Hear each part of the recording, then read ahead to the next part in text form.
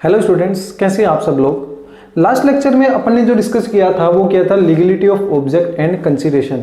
इसमें लगभग अपन 6 point discuss कर चुके थे और लास्ट पॉइंट अपना क्या था, इमोरल। अपन डिस्कस कर रहे हैं कि कब किन किन सर्कमस्टेंसेज में या सिचुएशंस में किसी भी एग्रीमेंट का ऑब्जेक्ट या कंसीडरेशन अनलॉफुल हो जाएगा, क्योंकि जैसे ही वो अनलॉफुल होगा कॉन्ट्रैक्ट बिकम्स वॉइड। कॉन्ट्रैक्ट कैसा हो जाएगा, वॉइड हो जाएगा, बेकार हो जाएगा, उसे कोई भी इन्फोर्स नहीं करवा पाएगा। तो उसी को कैरी ऑन रखते हुए अपन जो अपना 7th पॉइंट है लीगलिटी ऑफ ऑब्जेक्ट में, वो है अपोज टू पब्लिक पॉलिसी। कि अगर आपने ऐसा एग्रीमेंट बना लिया जो क्या हो, अगेंस्ट हो किसके, पब्लिक पॉलिसी के। कुछ चीजें ऐसी हैं जिसे पब्लिक पॉलिसी के इंटरेस्ट में नहीं माना जाता। कोई भी ऐसा एग्रीमेंट जो पब्लिक के लिए इंटरेस्टेबल नहीं हो, पब्लिक के लिए सही ना हो, तो उसका ऑब्जेक्ट और कंसीडरेशन कैसा मान लिया जाता है, अनलॉफुल मान लिया जाता है। इसका सबसे पहला जो एग्जांपल आएगा वो आएगा ट्रेडिंग विद एनिमी। क्या आएगा, ट्रेडिंग विद एनिमी, शत्रु के साथ व्यापार करना। अब ये शत्रु कौन है भी, आपका एनिमी नहीं। अगर कोई भी कंट्री हमारी एनिमी नेचर की है, और वो कब होगी, अगर किसी भी कंट्री के साथ हमारा एग्जिस्टिंग वॉर चल रहा है। क्योंकि एनिमी कंट्री माइंड में आते हैं, हमारे दिमाग में तो एक बात आ जाती है जी, पाकिस्तान, कि पाकिस्तान हमारा क्या है, एनिमी है। लेकिन ऐसा नहीं है। कोई भी कंट्री जिसके साथ हमारा एग्जिस्टिंग वॉर चल रहा है, और एग्जिस्टिंग वॉर तो किसी के साथ नहीं चल रहा, तो कोई भी कंपनी जिसके कोई भी कंट्री जिसके साथ हमारा एग्जिस्टिंग वॉर चल रहा हो, वो कंट्री हमारी क्या है, अलाइन एनिमी है। और उस कंट्री का हर एक सिटीजन हमारे लिए क्या होगा, अलाइन एनिमी होगा। तो उस केस में आप उसके साथ कभी भी कोई एग्रीमेंट नहीं कर सकते।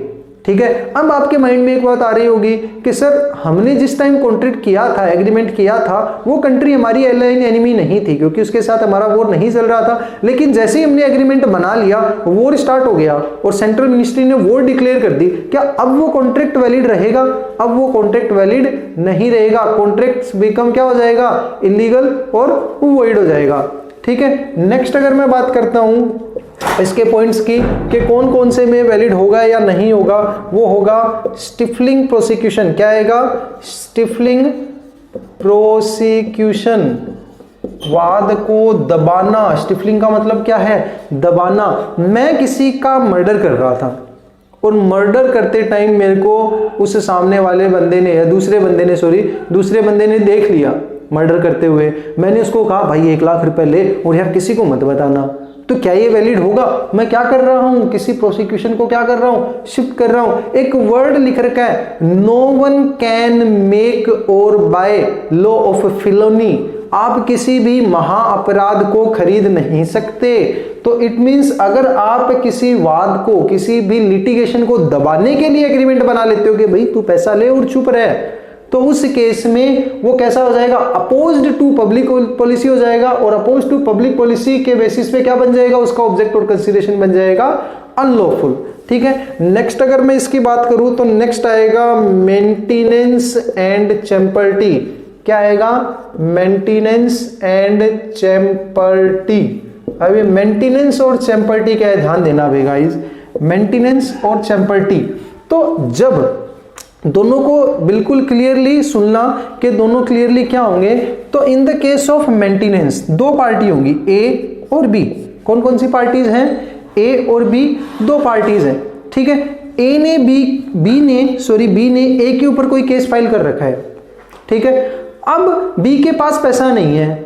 अब पैसा नहीं है तो उसे क्या करना पड़ेगा, उस कॉन्ट्रैक्ट को, उस केस को क्या करना पड़ेगा, विड्रॉ करना पड़ेगा, क्योंकि उसके पास पैसा नहीं है और उसके लिए तो क्या चाहिए, पैसा चाहिए। तो भाई सीधी सी बात है, यहां पे क्या हुआ, एक बंदा आया सी और उसने कहा बी को कि भाई तू इस केस को कैरी ऑन रख और तेरे को पैसा मैं देता हूं, और वो बदले में कुछ नहीं चाहता। तो इसे मैं क्या कहूंगा, मेंटेनेंस कहूंगा। तो मेंटेनेंस क्या है, ध्यान से सुनना। जब एक पर्सन दूसरे पर्सन की मॉनेटरी हेल्प करे किसी केस को कैरी ऑन रखने के लिए, किसी केस को जारी रखने के लिए जिसमें उसका कोई पर्सनल इंटरेस्ट नहीं होता, वो कुछ नहीं चाहता बदले में, तो मैं उसे क्या कहूंगा, मेंटेनेंस। हिंदी में इसे कहा जाता है वाद पोषण। क्या कहा जाता है, वाद पोषण।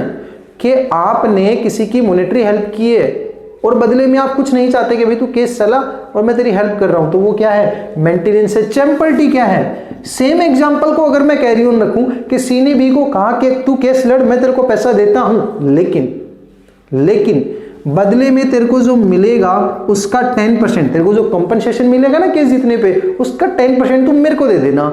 इट मींस जब एक पर्सन दूसरे पर्सन की किसी केस को कैरी ऑन रखने में मॉनेटरी हेल्प करता है और बदले में वो कुछ चाहता है, इट मींस उसका इंटरेस्ट जुड़ गया है, तो मैं उसे क्या कहूंगा, चैम्पर्टी कहूंगा। In England maintenance and champerty always be void, ये वाद पोषण और वाद क्रय, इसका हिंदी में नाम क्या है, वाद क्रय, ये दोनों ही कैसे हो जाएंगे, वॉइड हो जाएंगे। But in India they are not necessarily void, जरूरी नहीं है कि ये वॉइड हो।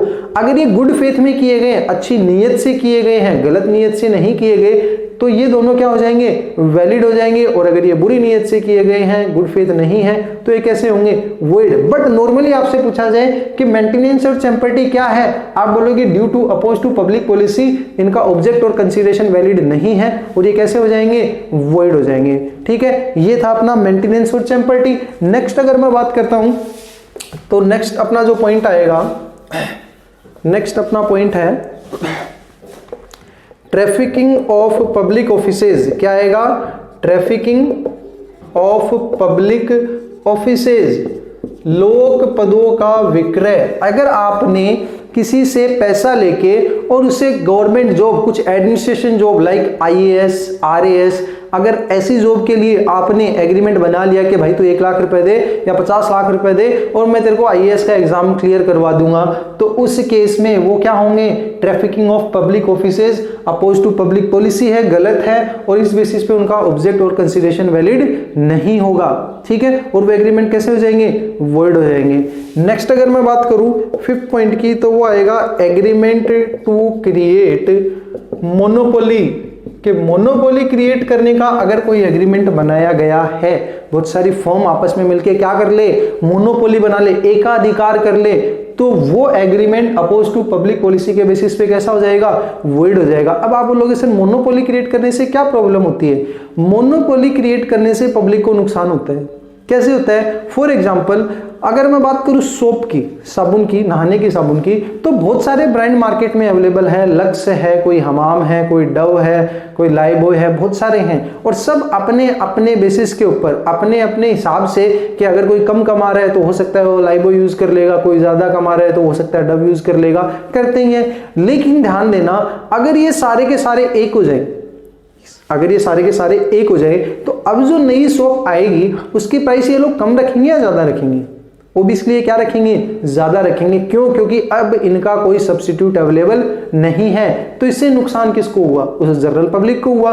तो मोनोपोली क्रिएट करने से जनरल पब्लिक को क्या होता है, हमेशा नुकसान होता है। तो अगर ऐसा कोई एग्रीमेंट बनाया गया है जहां पे क्या क्रिएट हो रही हो, मोनोपोली क्रिएट हो रही हो, तो वो एग्रीमेंट वैलिड नहीं होगा। लेकिन ध्यान रखना, अगर कोई भी ऐसा एग्रीमेंट बनाया गया है, दो बिजनेस का आपस में कॉम्बिनेशन हो रहा है और कॉम्बिनेशन का जो ऑब्जेक्ट है वो क्या है, इकोनॉमिकली चीपर होना, सस्ती चीजें बनाना, तो वहां पे उसे मोनोपोली ट्रीट नहीं किया जाएगा और वो एग्रीमेंट या वो कॉन्ट्रैक्ट कैसा रहेगा, वैलिड रहेगा।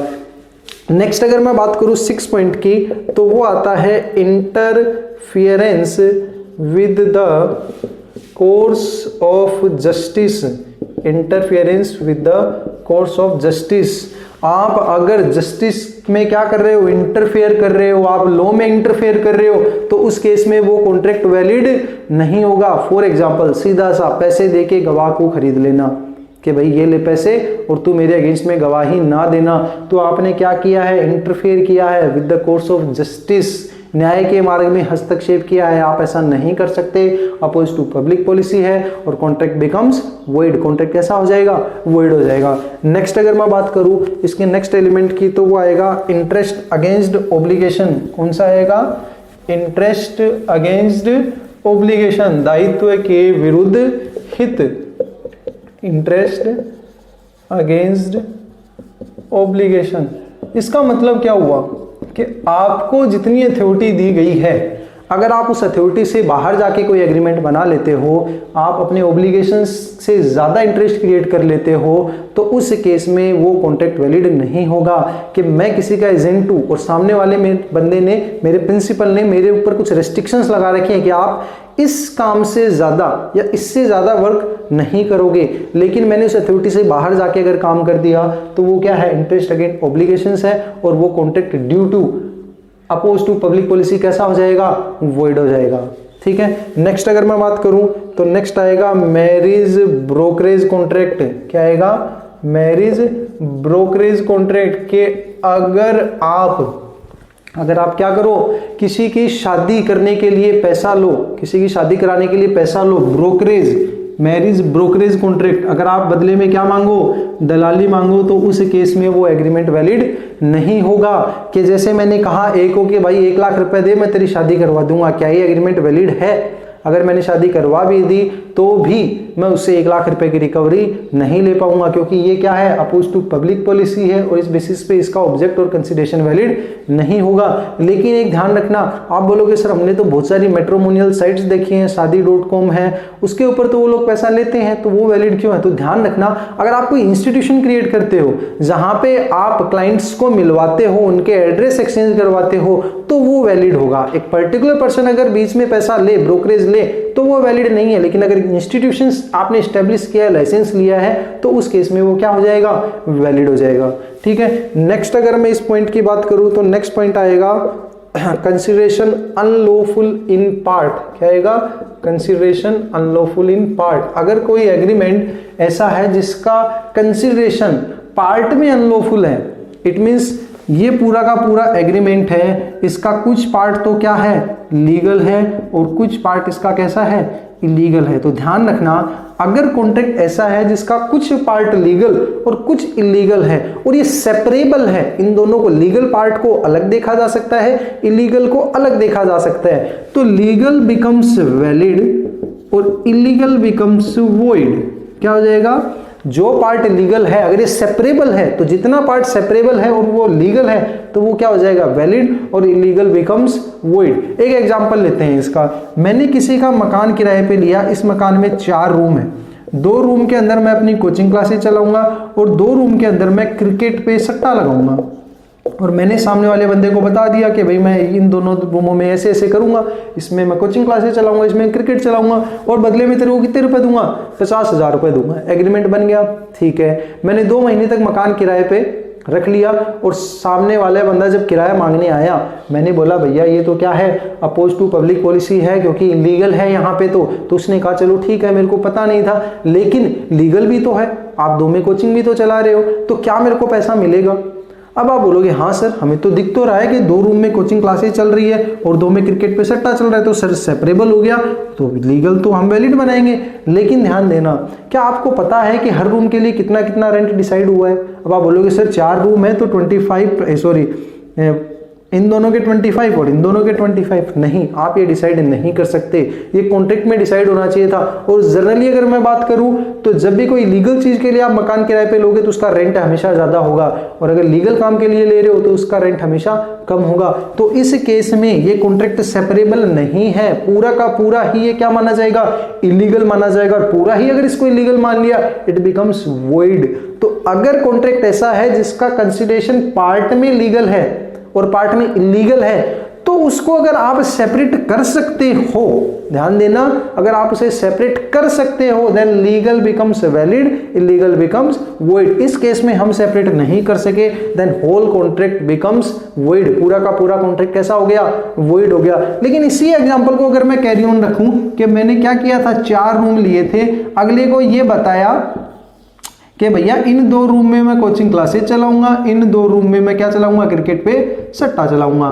अगले ने मेरे को कहा भाई इन दोनों रूम के लगेंगे 30,000, 15,000 से, और इन दोनों के लगेंगे 20,000, 10,000 के हिसाब से। क्या अब सामने वाला बंदा मेरे से रिकवरी ले सकता है? आपका आंसर होगा हाँ।